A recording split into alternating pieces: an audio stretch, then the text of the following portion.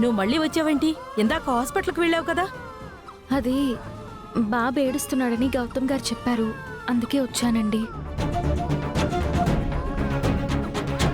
అసలు బాబు ఏడుస్తున్నాడని గౌతమ్కి ఎవరు చెప్పారు?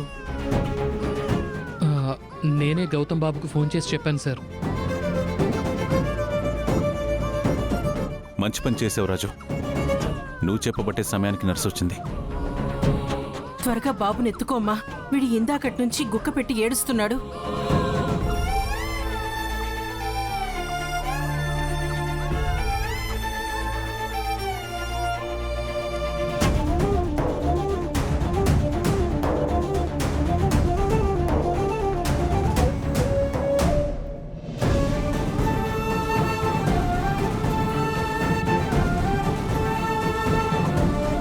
ఆశ్చర్యంగా ఉంది.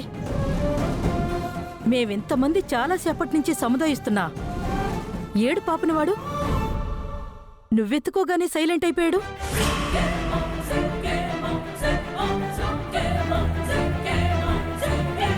అంటే పిల్లల్ని ఎలా బుజ్జగించాలో మాకు ట్రైనింగ్ ఇస్తారు బామ్మగారు. కానీ నువ్వు వాడితో ఒక్క మాట కూడా మాట్లాడలేదు. బుజ్జగించకుండానే వాడు ఏడు పాపేశాడేంటి? అదెలా? నిన్న ఈరోజు ఇక్కడికొచ్చి బాబుని ఎత్తుకున్నాను కదండి, అందుకే బాబు నన్ను గుర్తుపట్టినట్టున్నాడు.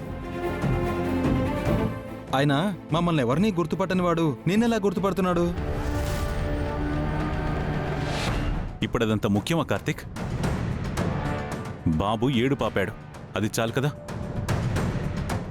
అది కాదు నాన్న, మనెవరి వల్ల కానిది ఈ నర్సు వల్ల ఎలా సాధ్యమైందా అని.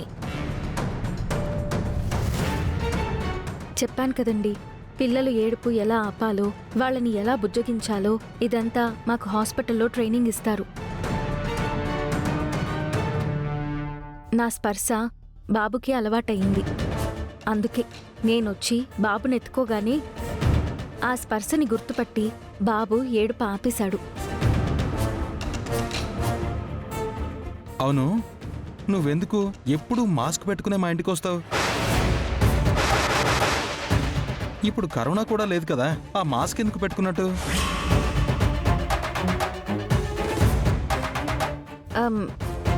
పిల్లలు చాలా సెన్సిటివ్గా ఉంటారు సార్, వాళ్ళకి త్వరగా ఇన్ఫెక్షన్స్ అవి వస్తాయి. అందుకే మేము పిల్లల దగ్గరికి వచ్చేటప్పుడు మొహానికి మాస్క్ పెట్టుకుని శానిటైజ్ చేసుకుని వస్తాము.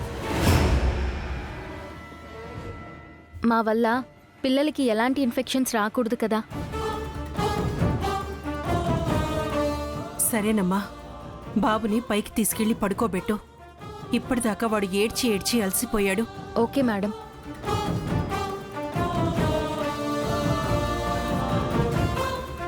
మొత్తానికి ఈరోజు నర్సు వల్ల 2 మంచి పనులు జరిగాయి.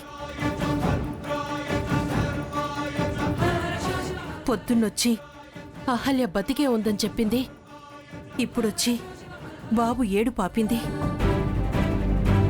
అవును సుభద్ర, ఆ దేవుడే ఈ నర్సు రూపంలో సహాయం చేశాడు.